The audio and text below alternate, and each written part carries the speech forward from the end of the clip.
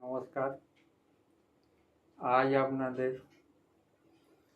আমি দেখাতে চলেছি কলমি শাকের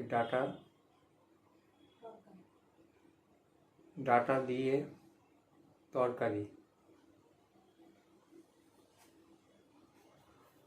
দেখছেন কলমি শাকের ডাঁটাটাকে এরমভাবে কেটে নিচ্ছি। কলমি শাকের ডাঁটাগুলোকে এরমভাবে কেটে নিচ্ছি।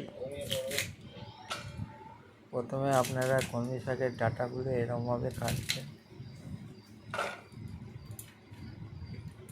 আপনারাও এরমভাবে কেটে নেবেন কলমি শাকের ডাঁটাটাকে।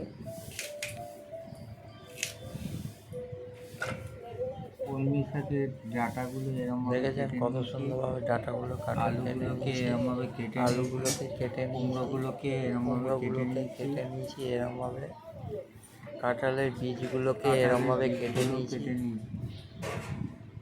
এবং আদাটাকে বেটে নিয়েছি এরমভাবে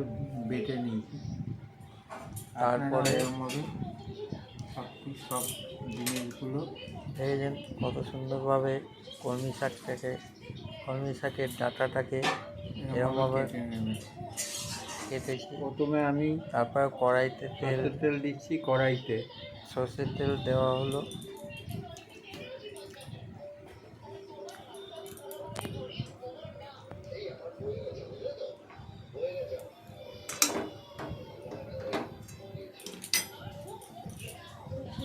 সর্ষের তেলটাকে গরম করতে হবে। তারপরে কড়াইতে দেওয়ার তেলটার মধ্যে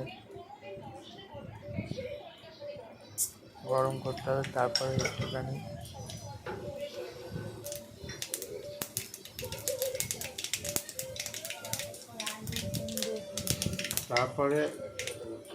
সর্ষে আস্তে আস্তে তার মধ্যে আলু এবং সর্ষে দেওয়া হলো।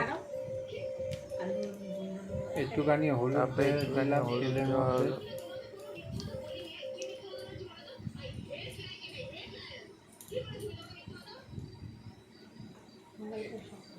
তারপরে আলু দিলাম।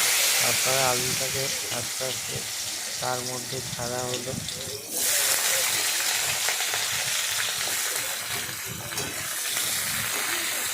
আলুটাকে ভাজতে হবে।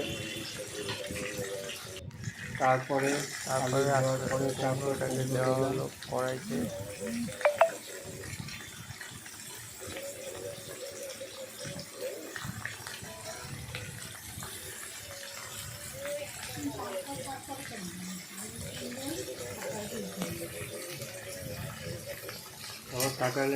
তারপরে কাঁঠালের বীজটাকে দেওয়া হলো। ভালো করে নাড়াচাড়া করতে হবে। তারপরে নুন দিলাম। নুন দিয়ে ভাজা অল্প পরিমাণে একটু নুন দেওয়া হলো। আর একটুখানি তার মধ্যে একটু হলুদ দিয়ে দিলাম। অল্প একটু হলুদ দেওয়া হলো।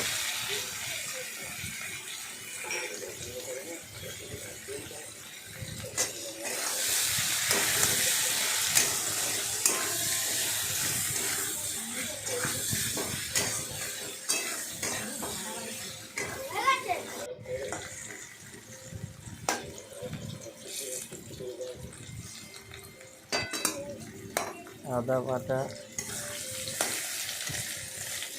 আর রাঁধুনি বাটা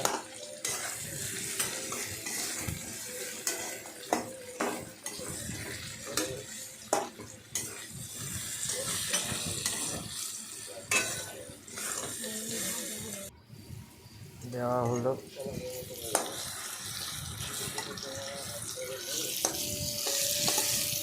তারপর ভালোভাবে নাড়াচাড়া করতে হবে।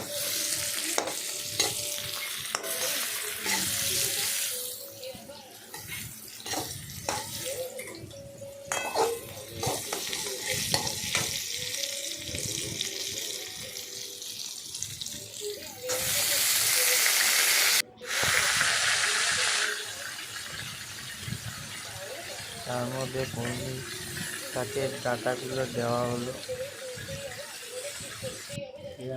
এবার সেটাকে ভালো করে ভাজতে হবে। কত মিনিট রাখতে হবে, কি রাখতে হবে দেখেছেন কত সুন্দরভাবে আদা বাটা ও রাঁধুনি বাটা দিতে হবে, তার মধ্যে অল্প অল্প একটু জল দিতে হবে, দিয়ে ভালো করে নাড়াচাড়া করতে হবে।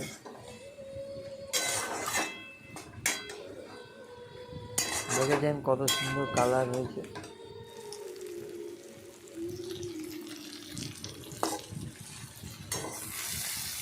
এটা কি সুন্দর সুগন্ধি গন্ধ বেরাচ্ছে।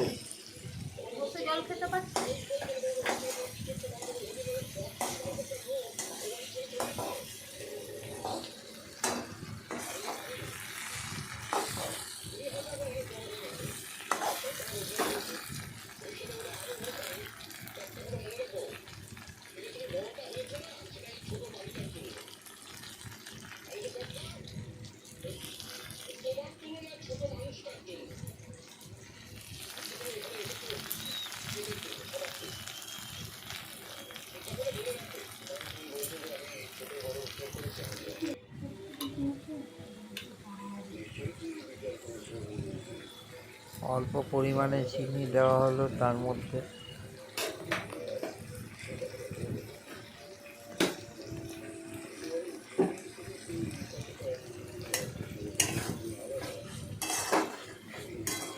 ভালো করে নাড়াচাড়া করতে হবে।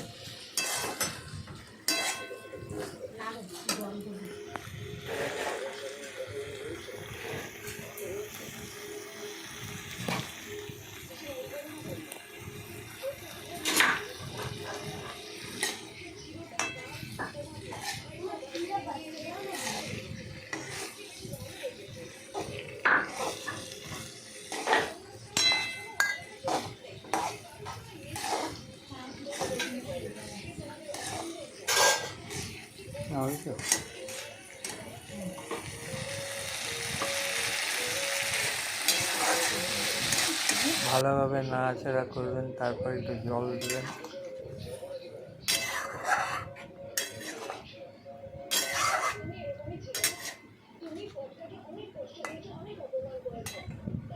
দেখেছেন কত সুন্দর কালার হয়েছে।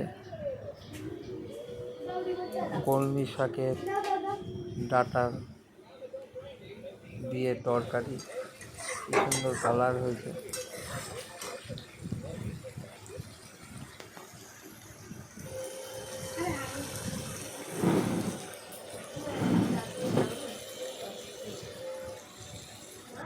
এরকমভাবে আপনারা কলমি শাকের ডাঁটার তরকারি তৈরি করবেন। দেখুন কত সুন্দর কালার। আর একটা কি সুন্দর সুগন্ধি বেরিয়েছে, গন্ধ ছড়াচ্ছে, কি